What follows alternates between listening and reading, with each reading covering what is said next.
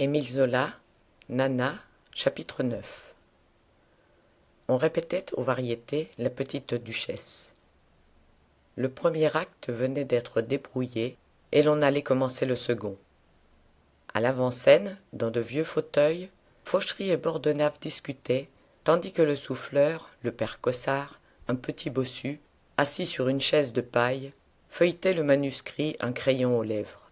« Eh bien, qu'est-ce qu'on attend ?» cria tout à coup Bordenave en tapant furieusement les planches du bout de sa grosse canne. « Barillot, pourquoi ne commence-t-on pas ?»« C'est monsieur Bosc, il a disparu, » répondit Barillot qui faisait fonction de deuxième régisseur. Alors ce fut une tempête. Tout le monde appelait Bosc. Bordenave jurait. « Nom de Dieu, c'est toujours la même chose. On a beau sonner, ils sont toujours où il ne faut pas. Et puis ils grognent quand on les retient après 4 heures. » Mais Bosc arrivait avec une belle tranquillité. « Hein? Quoi? Que me veut-on? Ah, c'est à moi, il fallait le dire.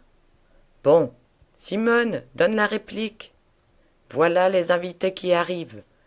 Et j'entre. »« Par où dois-je entrer? »« Par la porte, bien sûr, déclara Fauchery agacé. »« Oui, mais où est-elle, la porte ?»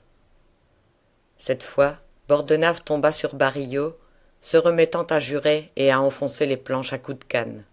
« Nom de Dieu, j'avais dit de poser là une chaise pour figurer la porte. Tous les jours, il faut recommencer la plantation. Barillot, où est Barillot? Encore un, ils filent tous. » Pourtant, Barillot vint lui-même placer la chaise, muet, le dos rond sous l'orage. Et la répétition commença. Simone, en chapeau, couverte de sa fourrure, prenait des airs de servante qui range des meubles. Elle s'interrompit pour dire « Vous savez, je n'ai pas chaud, je laisse mes mains dans mon manchon. » Puis, la voix changée, elle accueillit Bosc d'un léger cri.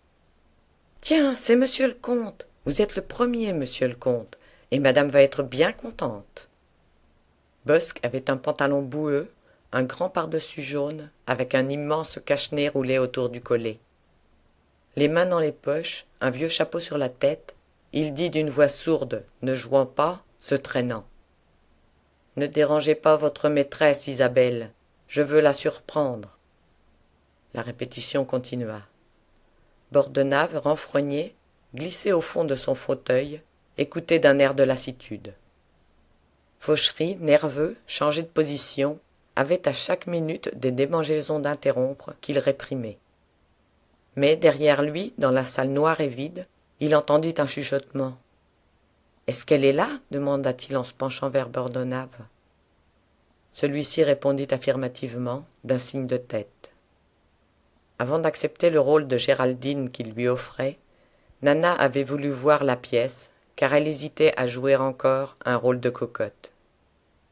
C'était un rôle d'honnête femme qu'elle rêvait. Elle se cachait dans l'ombre d'une baignoire avec la Bordette, qui s'employait pour elle auprès de Bordenave. Fauchery la chercha d'un coup d'œil et se remit à suivre la répétition. Seule l'avant-scène était éclairée. Une servante, une flamme de gaz prise à l'embranchement de la rampe et dont un réflecteur jetait toute la clarté sur les premiers plans, semblait un grand œil jaune ouvert dans la demi-obscurité, où il flambait avec une tristesse louche. Contre la mince tige de la servante, Cossard levait le manuscrit pour voir clair, en plein sous le coup de lumière qui accusait le relief de sa bosse. Puis Bordenave et Fauchery déjà se noyaient.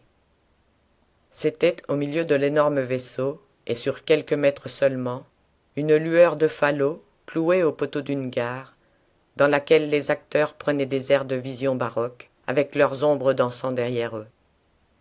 Le reste de la scène s'emplissait d'une fumée, pareille à un chantier de démolition, à une nef éventrée encombrée d'échelles, de châssis, de décors dont les peintures déteintes faisaient comme des entassements de décombres. Et en l'air, les toiles de fond qui pendaient avaient une apparence de guenilles accrochées aux poutres de quelques vastes magasins de chiffons. Tout en haut, un rayon de clair soleil tombait d'une fenêtre coupée d'une barre d'or la nuit du cintre. Cependant, au fond de la scène, des acteurs causaient en attendant leur réplique. peu à peu, ils avaient élevé la voix. « Ah ça, voulez-vous vous taire » hurla Bordenave, qui sauta rageusement dans son fauteuil. « Je n'entends pas un mot. Allez, dehors. Si vous avez à causer, nous autres, nous travaillons. Barillot, si l'on parle encore, je flanque tout le monde à l'amende. » Ils se turent un instant.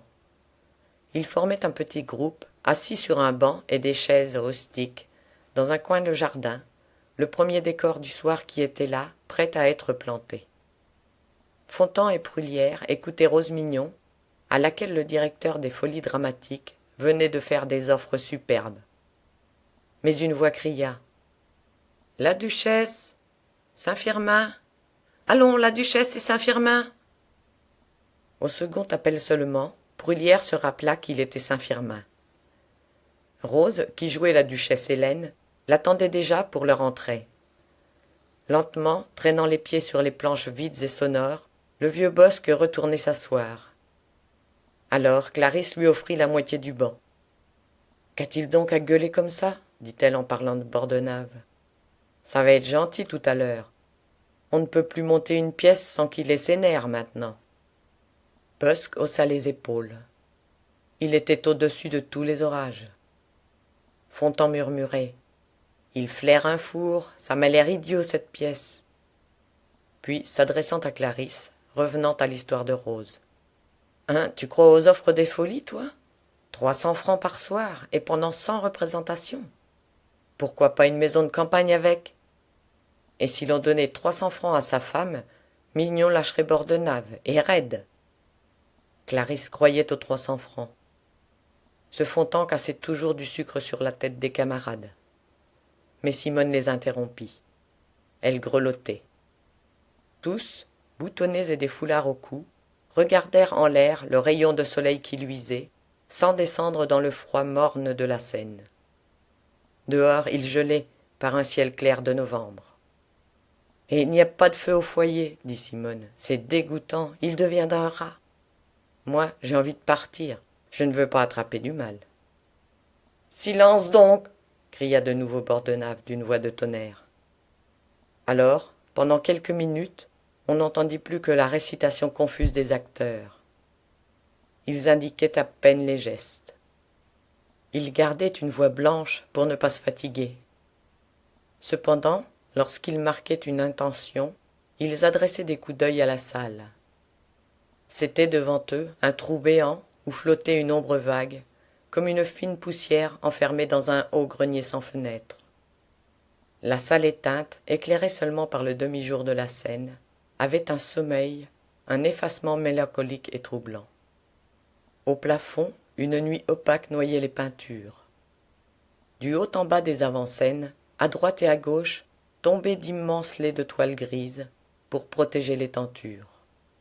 Et les housses continuaient, des bandes de toile étaient jetées sur le velours des rampes, ceignant les galeries d'un double linceul, salissant les ténèbres de leurs tons blafards.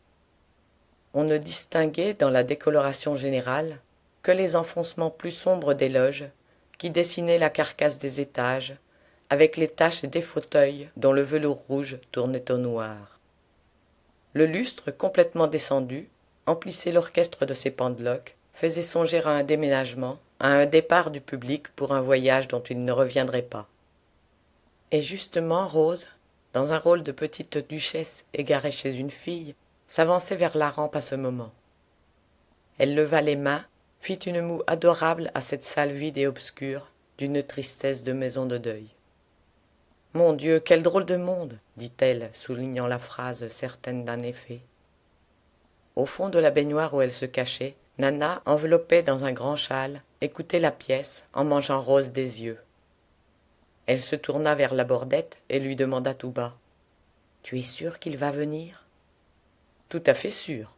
Sans doute il arrivera avec Mignon pour avoir un prétexte. Dès qu'il paraîtra, tu monteras dans la loge de Mathilde, où je te le conduirai. » Il parlait du comte Muffat. C'était une entrevue ménagée par la Bordette sur un terrain neutre. Il avait eu une conversation sérieuse avec Bordenave, que 2 échecs successifs venaient de mettre très mal dans ses affaires. Aussi Bordenave s'était-il hâté de prêter son théâtre et d'offrir un rôle à Nana, désirant se rendre le compte favorable, rêvant un emprunt. Et ce rôle de Géraldine, qu'en dis-tu? Reprit la Bordette. Mais Nana, immobile, ne répondit pas. Après un premier acte, où l'auteur posait comme quoi le duc de Beau-Rivage trompait sa femme avec la blonde Géraldine, une étoile d'opérette, on voyait, au second acte, la duchesse Hélène venir chez l'actrice, un soir de bal masqué, pour apprendre par quel magique pouvoir ces dames conquéraient et retenaient leurs maris. C'était un cousin, le bel Oscar de Saint-Firmin, qui l'introduisait, espérant la débaucher.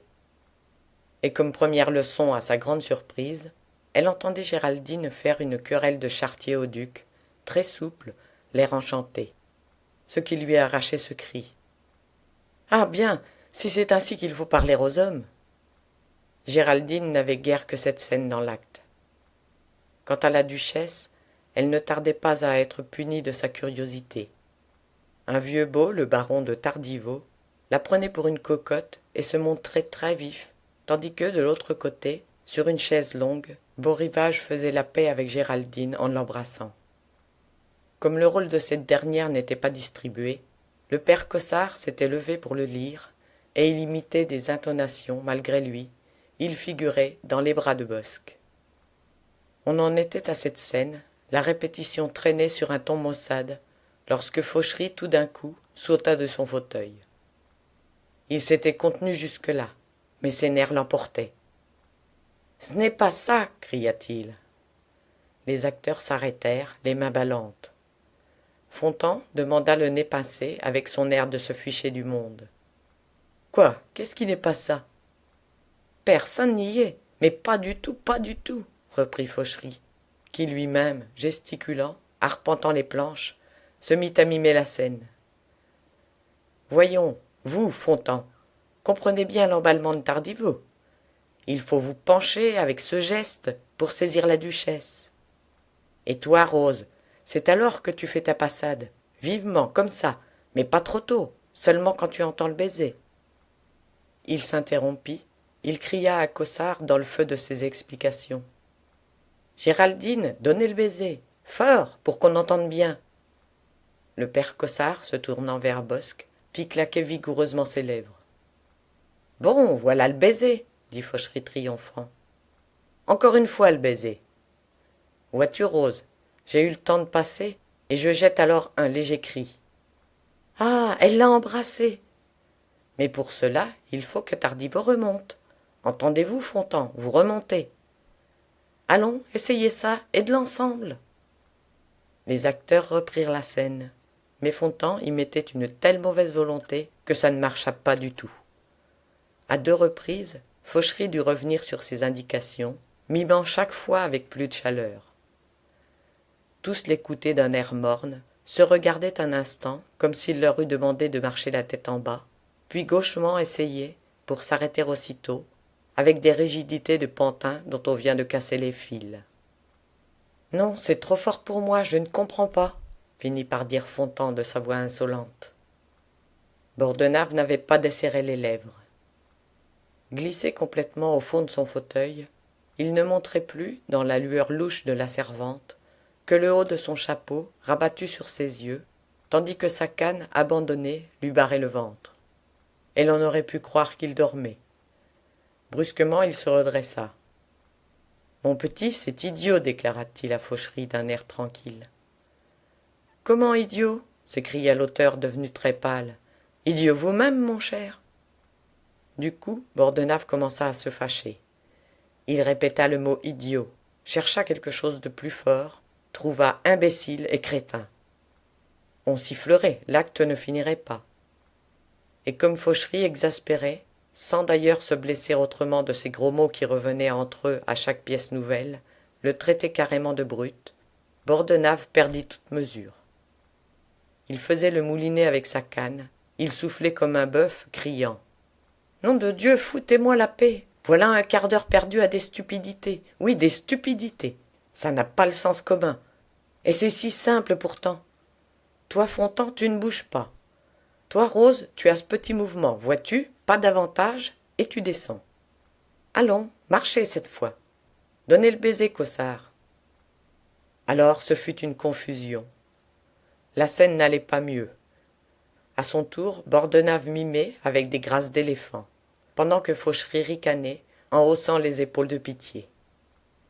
Puis, Fontan voulut s'en mêler, Bosque lui-même se permit des conseils. Éreintée, Rose avait fini par s'asseoir sur la chaise qui marquait la porte. On ne savait plus où l'on en était. Pour comble, Simone, ayant cru entendre une réplique, fit trop tôt son entrée au milieu du désordre, ce qui enragea Bordenave à tel point que la canne lancée dans un moulinet terrible, il lui en allongea un grand coup sur le derrière. Souvent, il battait les femmes aux répétitions quand il avait couché avec elles. Elle se sauva, poursuivie par ce cri furieux. « Mets ça dans ta poche, et nom de Dieu, je ferme la baraque si l'on m'embête encore. » Fauchery venait d'enfoncer son chapeau sur sa tête, en faisant mine de quitter le théâtre. Mais il demeura au fond de la scène et redescendit lorsqu'il vit Bordenave se rasseoir en nage. Lui-même reprit sa place dans l'autre fauteuil. Ils restèrent un moment côte à côte, sans bouger, tandis qu'un lourd silence tombait dans l'ombre de la salle. Les acteurs attendirent près de 2 minutes. Tous avaient un accablement, comme s'ils sortaient d'une besogne écrasante. « Eh bien, continuons, » dit enfin Bordenave de sa voix ordinaire, parfaitement calme. « Oui, continuons, » répéta Fauchery. « Nous réglerons la scène demain. » Et ils s'allongèrent. La répétition reprenait son train d'ennui et de belle indifférence. Durant l'attrapage entre le directeur et l'auteur, Fontan et les autres s'étaient fait du bon sang, au fond, sur le banc et les chaises rustiques.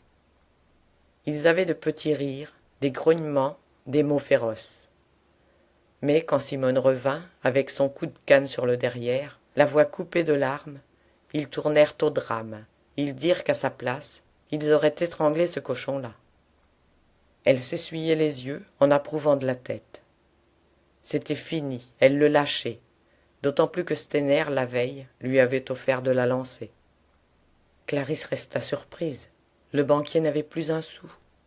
Mais Bruyère se mit à rire et rappela le tour de ce sacré juif lorsqu'il s'était affiché avec Rose pour poser à la bourse son affaire des Salines des Landes.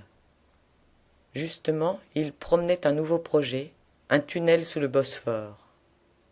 Simone écoutait, très intéressée. Quant à Clarisse, elle ne dérageait pas depuis une semaine. Est-ce que cet animal de la Faloise, qu'elle avait balancé en le collant dans les bras vénérables de Gaga, n'allait pas hériter d'un oncle très riche? C'était fait pour elle. Toujours elle avait essuyé les plâtres.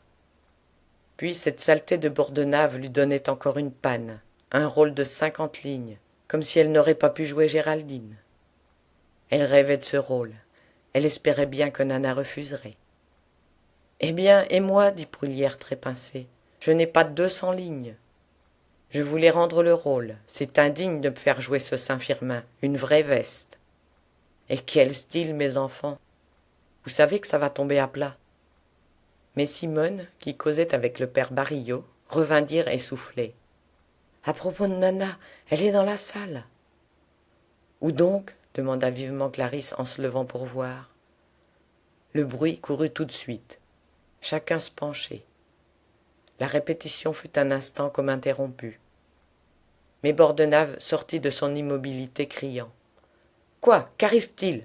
Finissez donc l'acte. Et silence là-bas, c'est insupportable. » Dans la baignoire, Nana suivait toujours la pièce. 2 fois, la Bordette avait voulu causer. Mais elle s'était impatientée en le poussant du coude pour le faire taire. On achevait le second acte lorsque 2 ombres parurent au fond du théâtre.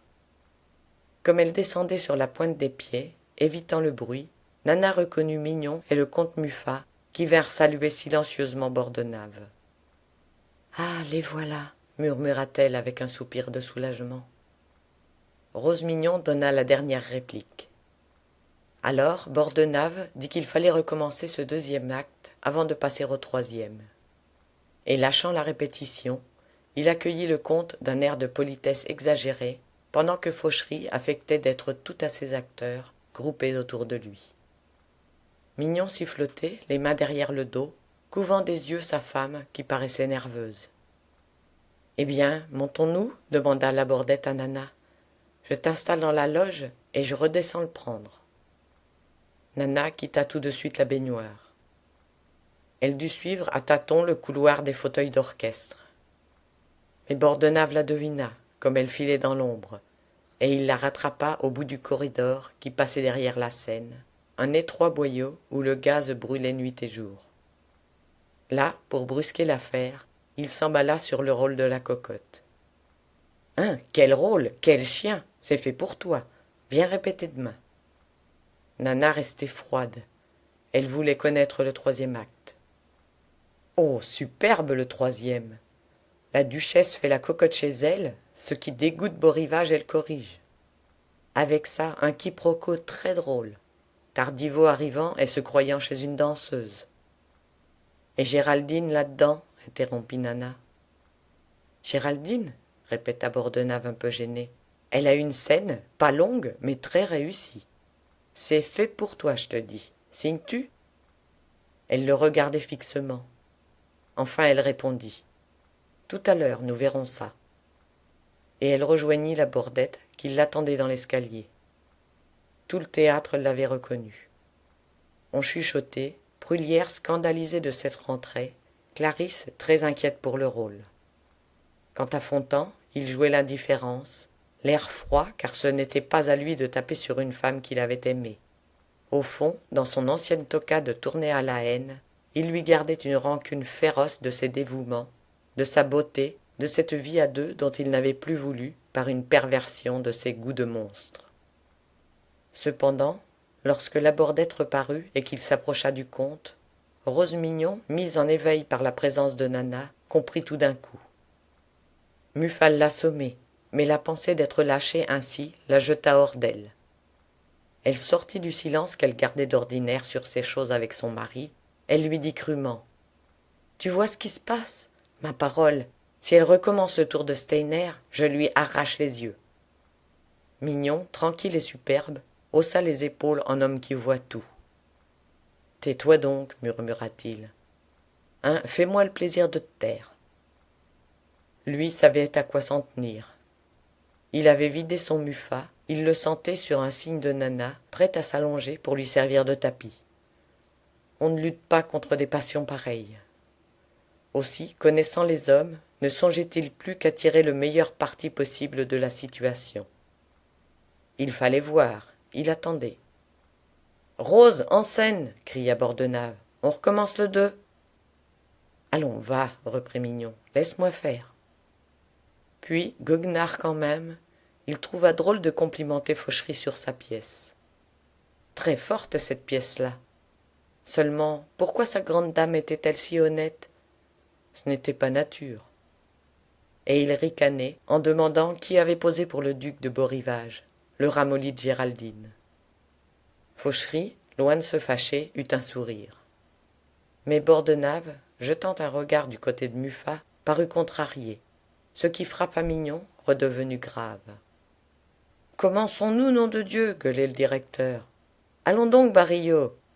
Hein, Bosque n'est pas là. Est-ce qu'il se fout de moi à la fin ?» Pourtant Bosque arrivait paisiblement. La répétition recommença au moment où la Bordette emmenait le comte. Celui-ci était tremblant à l'idée de revoir Nana. Après leur rupture, il avait éprouvé un grand vide, s'était laissé conduire chez Rose, désœuvré, croyant souffrir du dérangement de ses habitudes. D'ailleurs, dans l'étourdissement où il vivait, il voulut tout ignorer, se défendre de chercher Nana, fuyant une explication avec la comtesse. Il lui semblait devoir cet oubli à sa dignité. Mais un sourd travail s'opérait, et Nana le reconquérait lentement, par les souvenirs, par les lâchetés de sa chair, par des sentiments nouveaux, exclusifs, attendris, presque paternels. La scène abominable s'effaçait.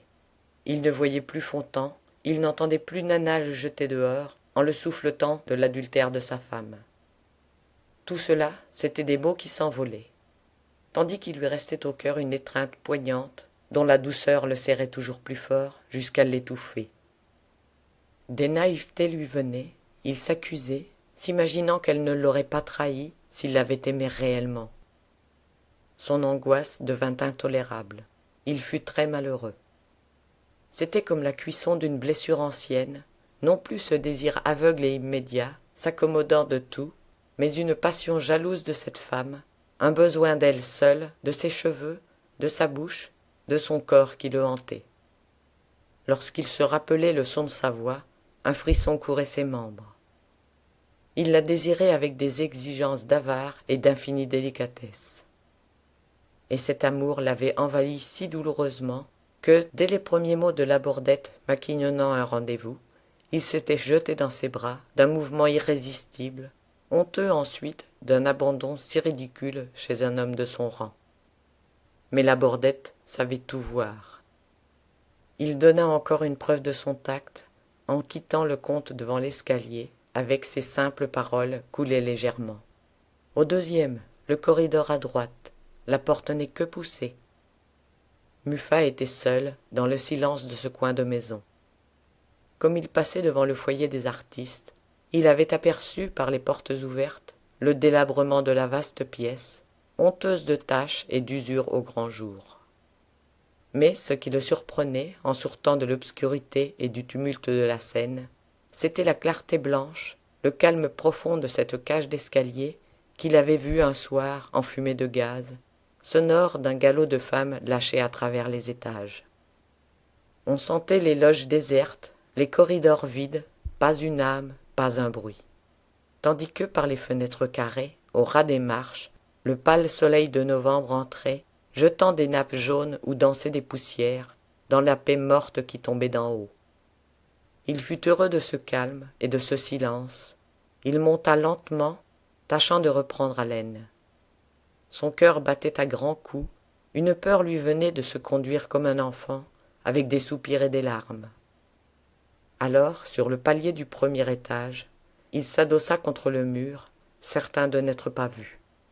Et, son mouchoir aux lèvres, il regardait les marches déjetées, la rampe de fer polie par le frottement des mains, le badigeon éraflé, toute cette misère de maison de tolérance, étalée crûment à cette heure blafarde de l'après-midi où les filles dorment. Pourtant, comme il arrivait au second, il dut enjamber un gros chat rouge couché en rond sur une marche. Les yeux à demi clos, ce chat gardait seul la maison, pris de somnolence dans les odeurs enfermées et refroidies que les femmes laissaient là chaque soir. Dans le corridor de droite, en effet, la porte de la loge se trouvait simplement poussée. Nana attendait. Cette petite Mathilde, un souillon d'ingénue, tenait sa loge très sale, avec une débandade de peaux ébréchées, une toilette grasse, une chaise tachée de rouge comme si l'on avait saigné sur la paille. Le papier, collé aux murs et au plafond, était éclaboussé jusqu'en haut de gouttes d'eau savonneuse. Cela sentait si mauvais, un parfum de lavande tourné à l'aigre, que Nana ouvrit la fenêtre. Et elle resta accoudée une minute, respirant, se penchant pour voir au-dessous madame Bron dont elle entendait le balai s'acharner sur les dalles verdies de l'étroite cour, enfoncée dans l'ombre. Un serin, accroché contre une persienne, jetait des roulades perçantes. On n'entendait point les voitures du boulevard ni des rues voisines. Il y avait là une paix de province, un large espace où le soleil dormait. En levant les yeux, elle apercevait les petits bâtiments et les vitrages luisants des galeries du passage, puis au-delà, en face d'elle, les hautes maisons de la rue Vivienne, dont les façades de derrière se dressaient, muettes et comme vides. Des terrasses s'étageaient, un photographe avait perché sur un toit une grande cage en verre bleu. C'était très gai. Nana s'oubliait lorsqu'il lui sembla qu'on avait frappé. Elle se tourna et cria « Entrez !» En voyant le comte, elle referma la fenêtre. Il ne faisait pas chaud, et cette curieuse madame Bron n'avait pas besoin d'entendre. Tous deux se regardèrent sérieusement. Puis, comme il demeurait très raide, l'air étranglé, elle se mit à rire, elle dit « Eh bien, te voilà donc, grosse bête !» Son émotion était si forte qu'il semblait glacé. Il l'appela madame. Il s'estimait heureux de la revoir. Alors, pour brusquer les choses, elle se montra plus familière encore. « Ne la fais pas la dignité. Puisque tu as désiré me voir, hein, Ce n'est pas non plus pour nous regarder comme deux chiens de faïence. Nous avons eu des torts tous les deux. Oh, moi, je te pardonne. » Et puis il fut convenu qu'on ne parlerait plus de ça. Lui approuvait de la tête, il se calmait, ne trouvait encore rien à dire dans le flot tumultueux qui lui montait aux lèvres. Surprise de cette froideur, elle joua le grand jeu.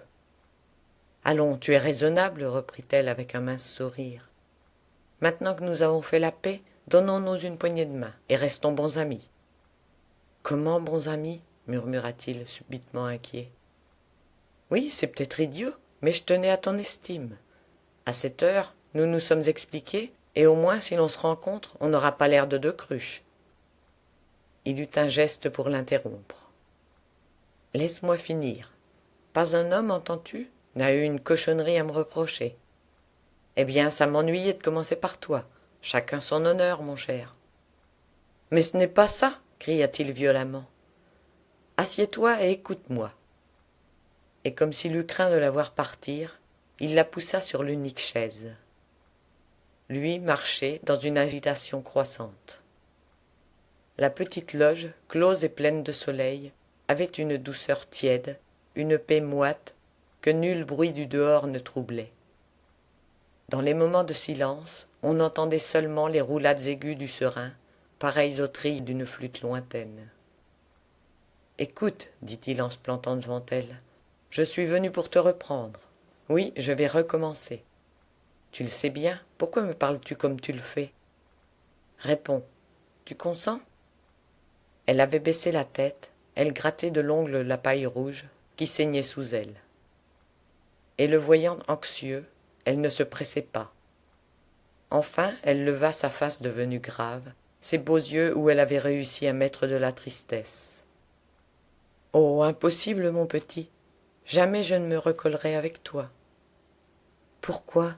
bégaya-t-il, tandis qu'une contraction d'indicible souffrance passait sur son visage. « Pourquoi, dame? Parce que c'est impossible, voilà tout. Je ne veux pas. » Il la regarda quelques secondes encore, ardemment. Puis, les jambes coupées, il s'abattit sur le carreau. Elle, d'un air d'ennui, se contenta d'ajouter « Ah, ne fais pas l'enfant !» Mais il le faisait déjà. Tombé à ses pieds, il l'avait prise par la taille, il la serrait étroitement, la face entre ses genoux, qu'il s'enfonçait dans la chair. Quand il la sentit ainsi, quand il la retrouva avec le velours de ses membres, sous l'étoffe mince de sa robe, une convulsion le secoua. Et il grelottait la fièvre, éperdu, se meurtrissant davantage contre ses jambes, comme s'il avait voulu entrer en elle. La vieille chaise craquait. Des sanglots de désir s'étouffaient sous le plafond bas, dans l'air aigri par d'anciens parfums. « Eh bien après, » disait Nana en le laissant faire, « tout ça ne t'avance à rien, puisque ce n'est pas possible. Mon Dieu, que tu es jeune !» Il s'apaisa, mais il restait par terre, il ne la lâchait pas, disant d'une voix entrecoupée. « Écoute au moins ce que je venais t'offrir. Déjà, j'ai un hôtel près du parc Monceau. Je réaliserai tous tes désirs. Pour t'avoir sans partage, je donnerai ma fortune. Oui, ce sera l'unique condition, sans partage, entends-tu? Et si tu consentais à n'être qu'à moi, oh, je te voudrais la plus belle, la plus riche, voiture, diamants, toilette. » Nana, à chaque offre, disait non de la tête, superbement. Puis, comme il continuait, comme il parlait de placer de l'argent sur elle, ne sachant plus quoi mettre à ses pieds, elle parut perdre patience. « Voyons, as-tu fini de me tripoter? Je suis bonne fille, je veux bien un moment, puisque ça te rend si malade. Mais en voilà assez, n'est-ce pas? Laisse-moi me lever, tu me fatigues. » Elle se dégagea. Quand elle fut debout. « Non, non, non, je ne veux pas. » Alors il se ramassa péniblement. Et sans force, il tomba sur la chaise, accoudé au dossier, le visage entre les mains. Nana marchait à son tour. Un moment, elle regarda le papier taché, la toilette grasse, ce trou sale qui baignait dans un soleil pâle. Puis, s'arrêtant devant le comte, Elle parla avec une carrure tranquille. « C'est drôle, les hommes riches s'imaginent qu'ils peuvent tout avoir avec leur argent. Eh bien, et si je ne veux pas? Je me fiche de tes cadeaux. Tu me donnerais Paris, ce serait non, toujours non. Vois-tu, ce n'est guère propre ici. Eh bien, je trouverais ça très gentil, si ça me plaisait d'y vivre avec toi. Tandis qu'on crève dans tes palais, si le cœur n'y est pas. Ah, l'argent, mon pauvre chien, je l'ai quelque part. Vois-tu, je danse dessus, l'argent, je crache dessus. » Et elle prenait une mine de dégoût. Puis elle tourna au sentiment. Elle ajouta sur un ton mélancolique. « Je sais quelque chose qui vaut mieux que l'argent. Ah, si l'on me donnait ce que je désire. » Il releva lentement la tête. Ses yeux eurent une lueur d'espoir. « Oh, tu ne peux pas me le donner, reprit-elle. Ça ne dépend pas de toi, et c'est pour ça que je t'en parle. Enfin, nous causons. Je voudrais avoir le rôle de la femme honnête dans leur machine. »« Quelle femme honnête ?» murmura-t-il étonné. « Leur duchesse Hélène, donc. S'il croit que je vais jouer Géraldine, plus souvent. Un rôle de rien du tout, une scène et encore. D'ailleurs, ce n'est pas ça, j'ai assez des cocottes. Toujours des cocottes. On dirait vraiment que j'ai seulement des cocottes dans le ventre. À la fin, c'est vexant, car je vois clair. Ils ont l'air de me croire mal élevé. Ah bien, mon petit, en voilà qui se fourrent le doigt dans l'œil. Quand je veux être distinguée, je suis d'un chic. Tiens, regarde un peu ça. » Et elle recula jusqu'à la fenêtre, puis revint en se rengorgeant, en mesurant ses enjambées, avec des airs circonspects de grosses poules hésitant à se salir les pattes. Lui la suivait, les yeux encore pleins de larmes, hébété par cette brusque scène de comédie qui traversait sa douleur. Elle se promena un instant pour bien se montrer dans tout son jeu, avec des sourires fins, des battements de paupières, des balancements de jupe, et plantée de nouveau devant lui. « Hein, ça y est, je crois. »« Oh, tout à fait, » balbutia-t-il, étranglé encore, les regards troubles. « Quand je te dis que je tiens la femme honnête, j'ai essayé chez moi. Pas une n'a mon petit air de duchesse qui se fiche des hommes. As-tu remarqué lorsque j'ai passé devant toi en te lorgnant? On a cet air-là dans les veines. Eh bien, je veux jouer une femme honnête. J'en rêve, j'en suis malheureuse. Il me faut le rôle, tu entends? » Elle était devenue sérieuse, la voix dure, très émue, souffrant réellement de son bête désir. Muffat, toujours sous le coup de ses refus, attendait sans comprendre. Il y eut un silence. Pas un vol de mouche ne troublait la paix de la maison vide. « Tu ne sais pas, reprit-elle carrément, tu vas me faire donner le rôle. » Il resta stupéfait, puis avec un geste désespéré. « Mais c'est impossible, tu disais toi-même que ça ne dépendait pas de moi. » Elle l'interrompit d'un haussement d'épaules. « Tu vas descendre et tu diras à Bordenave que je veux le rôle. Ne sois donc pas si naïf, Bordenave a besoin d'argent. Eh bien, tu lui en prêteras, puisque tu en as acheté par les fenêtres. » Et, comme il se débattait encore, elle se fâcha.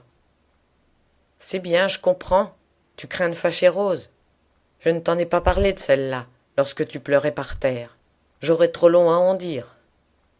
Oui, quand on a juré à une femme de l'aimer toujours, on ne prend pas le lendemain la première venue. Oh, la blessure est là, je me souviens. D'ailleurs, mon cher, ça n'a rien de ragoûtant, le reste des mignons. Est-ce qu'avant de faire la bête sur mes genoux, tu n'aurais pas dû rompre avec ce sale monde ?» Il se récriait. Il finit par pouvoir placer une phrase. « Eh, je me moque de Rose, je vais la lâcher tout de suite. » Nana parut satisfaite sur ce point. Elle reprit. « Alors, qu'est-ce qui te gêne? Bordenave est le maître. Tu me diras qu'il y a faucherie après Bordenave. » Elle avait ralenti la voix, elle arrivait au point délicat de l'affaire. Muffat, les yeux baissés, se taisait. Il était resté dans une ignorance volontaire sur les assiduités de faucherie auprès de la comtesse, se tranquillisant à la longue, espérant s'être trompé pendant cette nuit affreuse passée sous une porte de la rue Taitbout. Mais il gardait contre l'homme une répugnance, une colère sourde.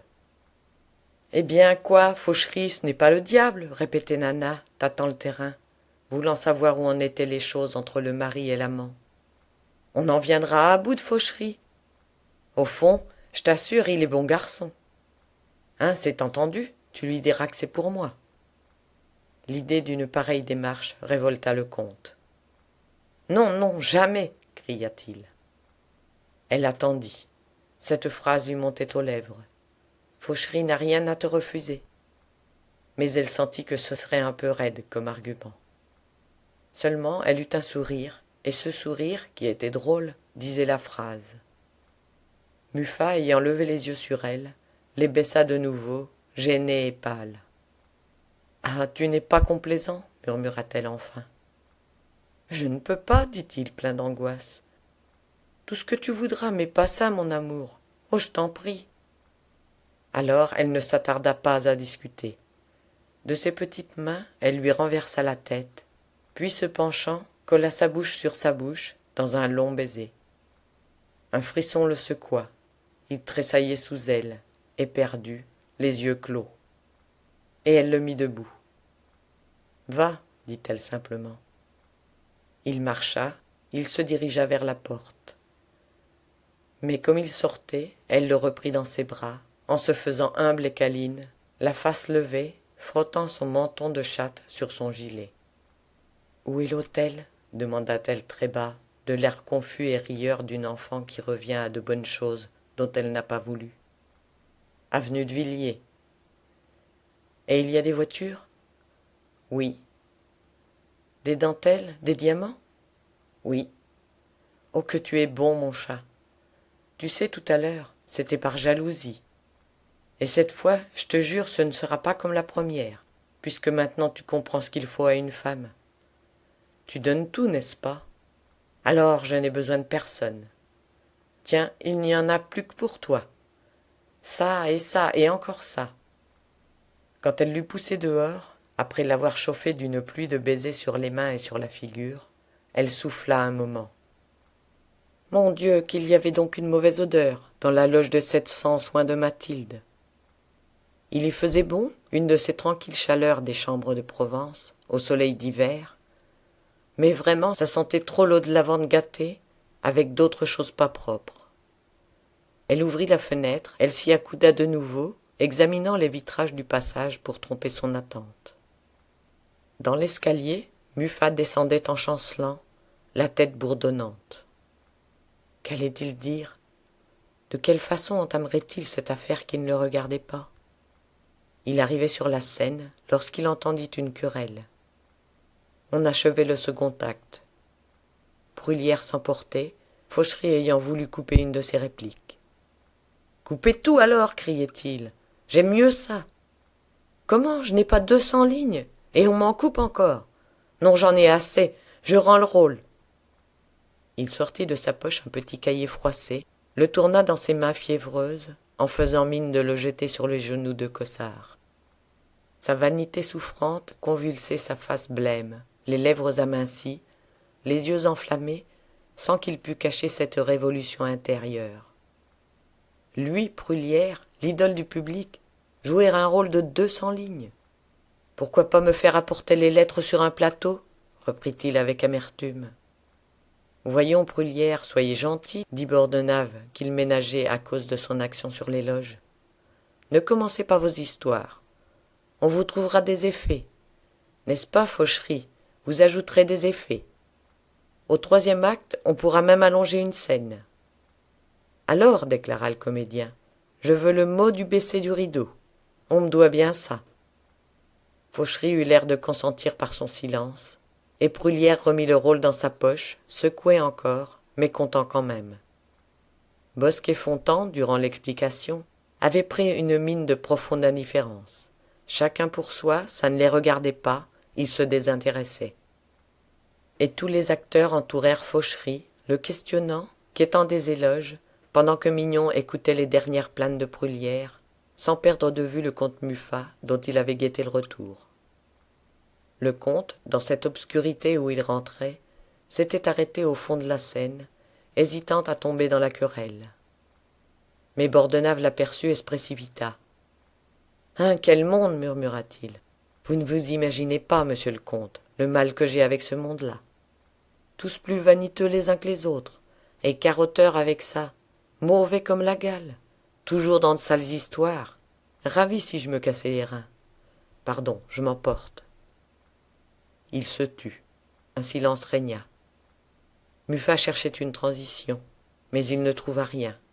Il finit par dire carrément, pour en sortir plus vite. Nana veut le rôle de la duchesse. Bordenave eut un sursaut en criant. Allons donc, c'est fou. Puis, comme il regardait le comte, il le trouva si pâle, si bouleversé, qu'il se calma aussitôt. Diable, dit-il simplement. Et le silence recommença. Au fond, lui s'en moquait. Ce serait peut-être drôle, cette grosse nana dans le rôle de la duchesse. D'ailleurs, avec cette histoire, il tenait Muffat solidement. Aussi sa décision fut-elle bientôt prise. Il se tourna et appela. « Fauchery !» Le comte avait eu un geste pour l'arrêter. Fauchery n'entendait pas. Poussé contre le manteau d'arlequin par Fontan, il devait subir des explications sur la façon dont le comédien comprenait Tardiveau.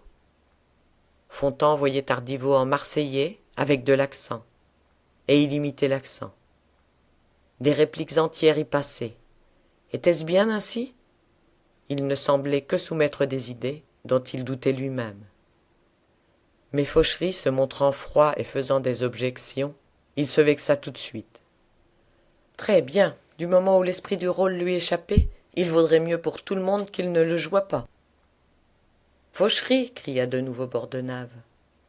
Alors le jeune homme se sauva, heureux d'échapper à l'acteur, qui demeura blessé d'une retraite si prompte. Ne restons pas là, reprit Bordenave. Venez, messieurs. Pour se garer des oreilles curieuses, il le mena dans le magasin des accessoires, derrière la scène.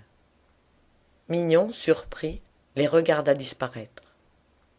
On descendait quelques marches. C'était une pièce carrée, dont les 2 fenêtres donnaient sur la cour. Un jour de cave entrait par les vitres sales, blafard sous le plafond bas. Là, dans des casiers qui encombraient la pièce, traînait un bric-à-brac d'objets de toutes sortes, le déballage d'un revendeur de la rue Lac liquide, un pêle-mêle sans nom d'assiettes, de coupes en carton doré, de vieux parapluies rouges, de cruches italiennes, de pendules de tous les styles, de plateaux et d'encriers, d'armes à feu et de seringues. Le tout sous une couche de poussière d'1 pouce, méconnaissable, ébréchée, cassée, entassée. Et une insupportable odeur de ferraille, de chiffons, de cartonnages humides montés de ces tas, où les débris des pièces jouées s'amoncelaient depuis 50 ans. « Entrez, répétait Bordenave, nous serons seuls au moins. » Le comte, très gêné, fit quelques pas pour laisser le directeur risquer seul la proposition. Fauchery s'étonnait. « Quoi donc ? demanda-t-il. « Voilà, dit enfin Bordenave, une idée nous est venue. Surtout ne sautez pas, c'est très sérieux. Qu'est-ce que vous pensez de Nana dans le rôle de la duchesse ?» L'auteur resta effaré. Puis il éclata. « Ah non, n'est-ce pas? C'est une plaisanterie. On rirait trop. » Eh bien, ce n'est déjà pas si mauvais quand on rit.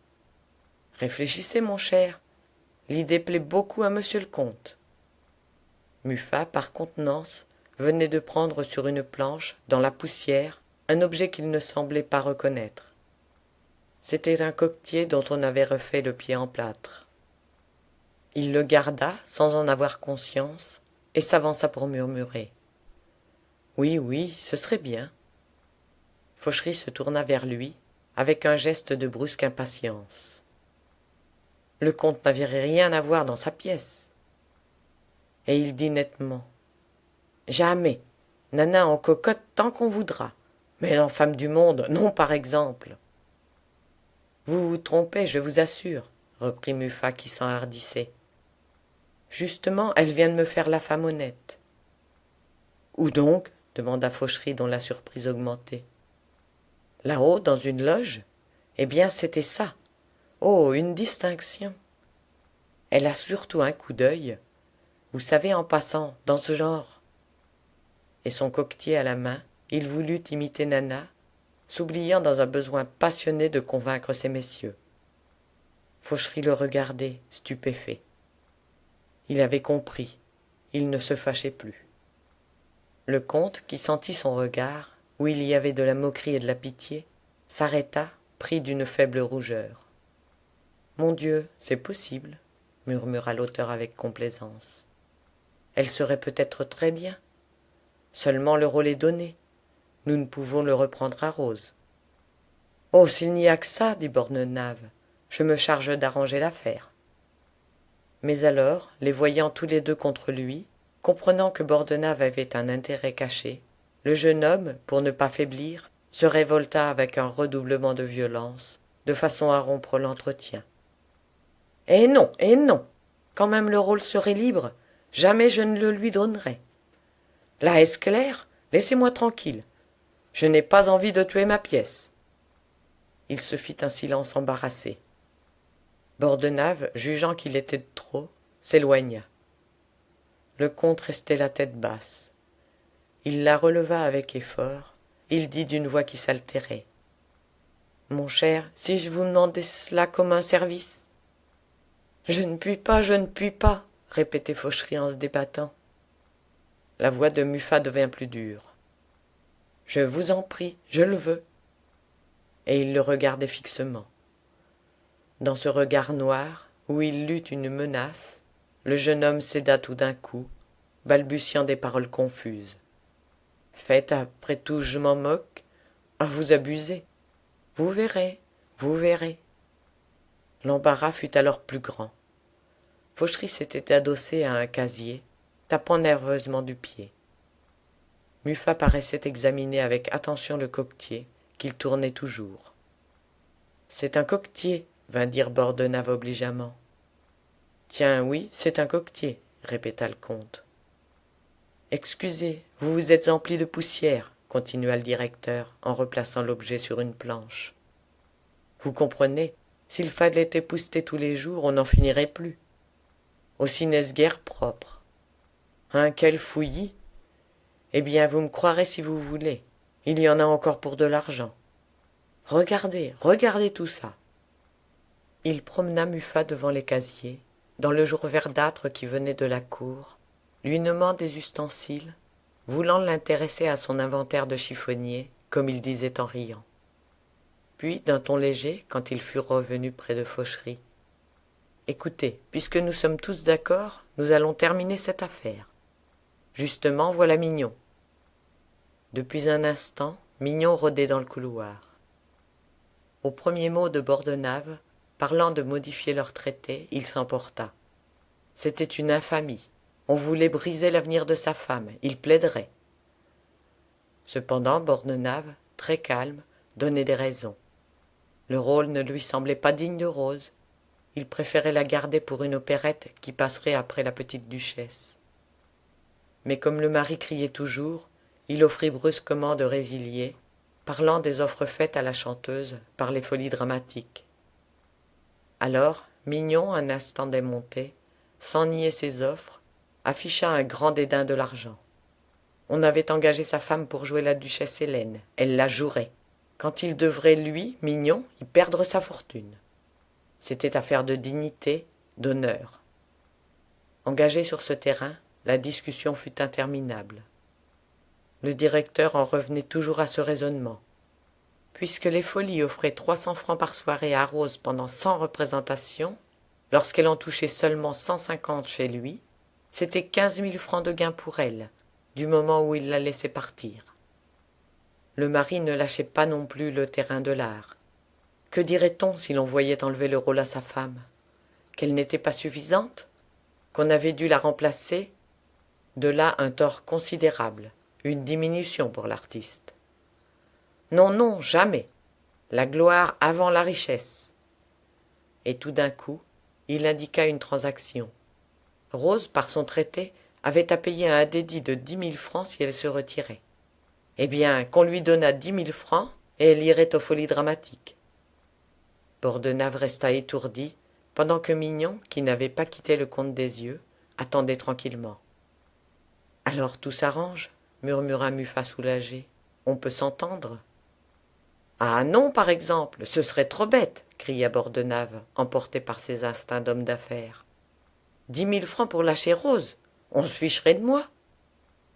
Mais le comte lui ordonnait d'accepter en multipliant les signes de tête. Il hésita encore. Enfin, grognant, regrettant les 10 000 francs, bien qu'ils ne dussent pas sortir de sa poche, il reprit avec brutalité. Après tout, je veux bien. Au moins je serai débarrassé de vous. Depuis un quart d'heure, Fontan écoutait dans la cour. Très intrigué, il était descendu se poster à cette place.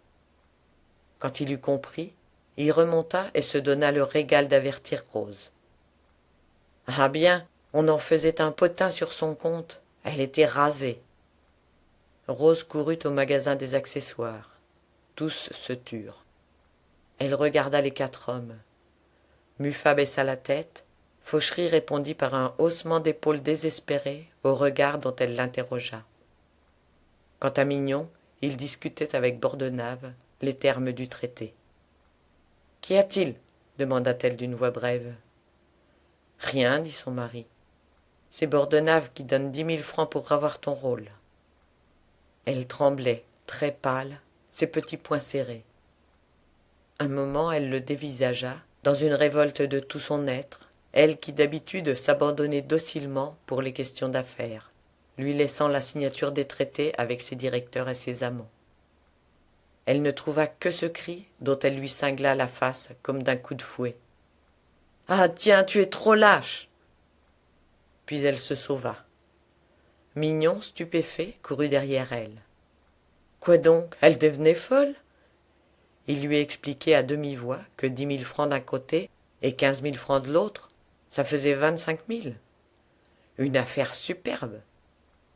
De toutes les façons, Muffat la lâchait.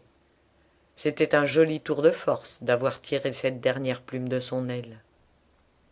Mais Rose ne répondait pas, enragée. Alors Mignon, dédaigneux, la laissa à son dépit de femme. Il dit à Bordenave qui revenait sur la scène avec Fauchery et Muffat. « Nous signerons demain matin. Ayez l'argent !» Justement, Nana, prévenue par la bordette, descendait triomphante. Elle faisait la femme honnête, avec des airs de distinction, pour épater son monde et prouver à ces idiots que, lorsqu'elle voulait, pas une n'avait son chic. Mais elle faillit se compromettre. Rose, en l'apercevant, s'était jetée sur elle, étranglée, balbutiant. « Toi, je te retrouverai. Il faut que ça finisse entre nous, entends-tu » Nana, s'oubliant devant cette brusque attaque, allait se mettre les poings aux hanches et la traiter de salope. Elle se retint, elle exagéra le ton flûté de sa voix, avec un geste de marquise qui va marcher sur une pelure d'orange. « Hein, quoi » dit-elle. « Vous êtes folle, ma chère ?» Puis elle continua ses grâces, pendant que Rose partait suivie de Mignon, qui ne la reconnaissait plus. Clarisse, enchantée, venait d'obtenir de Bordenave le rôle de Géraldine. Fauchery, très sombre, piétinait, sans pouvoir se décider à quitter le théâtre. Sa pièce était fichue. Il cherchait comment la rattraper. Mais Nana vint le saisir par les poignets, l'approcha tout près d'elle, en demandant s'il la trouvait si atroce. Elle ne la lui mangerait pas, sa pièce. Et elle le fit rire. Elle laissa entendre qu'il serait bête de se fâcher avec elle, dans sa position chez les Muffat. Si elle manquait de mémoire, elle prendrait du souffleur. On ferait la salle. D'ailleurs, il se trompait sur son compte. Il verrait comme elle brûlerait les planches. Alors, on convint que l'auteur remanierait un peu le rôle de la duchesse pour donner davantage à Bruyère. Celui-ci fut ravi. Dans cette joie que Nana apportait naturellement avec elle, Fontan seul restait froid. Planté au milieu du rayon jaune de la servante, il s'étalait, découpant l'arête vive de son profil de bouc, affectant une pose abandonnée. Et Nana, tranquillement, s'approcha, lui donna une poignée de main. « Tu vas bien ?»« Mais oui, pas mal, et toi ?»« Très bien, merci. » Ce fut tout. Il semblait s'être quitté la veille à la porte du théâtre.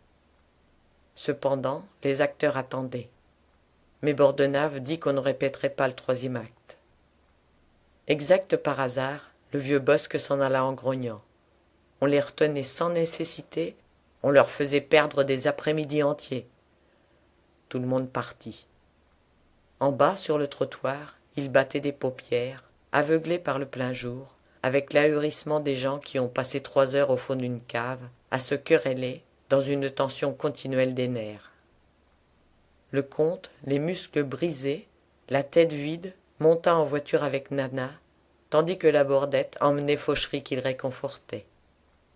Un mois plus tard, la première représentation de la petite duchesse fut, pour Nana, un grand désastre. Elle s'y montra atrocement mauvaise, elle eut des prétentions à la haute comédie qui mirent le public en gaieté. On ne siffla pas tant on s'amusait. Dans une avant-scène, Rose Mignon accueillait d'un rire aigu chaque entrée de sa rivale, allumant ainsi la salle entière. C'était une première vengeance. Aussi, lorsque Nana, le soir, se retrouva seule avec Muffat, très chagrin, lui dit-elle furieusement. « Hein, quelle cabale! Tout ça, c'est de la jalousie. Ah, s'ils savaient comme je m'en fiche! Est-ce que j'ai besoin d'eux maintenant? Tiens, sans Louis que tous ceux qui ont rigolé, je les emmène là, à lécher la terre devant moi. Oui, je vais lui en donner de la grande dame, à ton pari. »